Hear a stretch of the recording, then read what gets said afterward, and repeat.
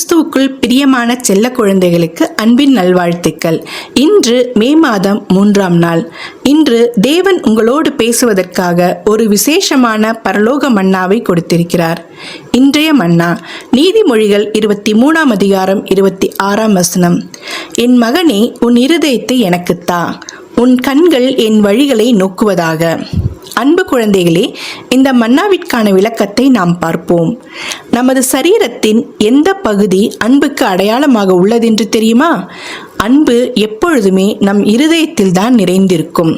ஆகையால் நம் இருதயமே அன்பின் அடையாளமாகும். அதுபோல நம்முடைய கண்களால் காட்சிகளை காண்பதன் மூலமே நம் இருதயத்தில் எண்ணங்கள், சிந்தனைகள், யோசனைகள் எல்லாமே தோன்றுகின்றன.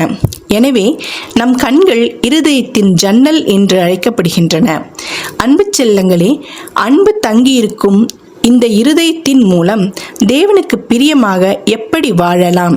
அதற்கு முதலில் நாம் நமது இருதயத்தை தேவனிடத்தில் முழுமையாக ஒப்பு கொடுக்க வேண்டும்.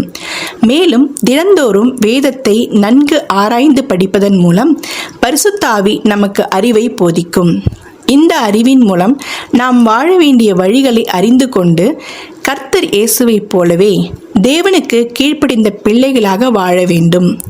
செல்ல குழந்தைகளே, இந்த மன்னாவை இன்னும் தெளிவாக புரிஞ்சுக்க உங்க பைபிளை எடுத்து எரேமியா 24ஆம் அதிகாரம் 7ஆம் வசனத்தை வாசிங்க.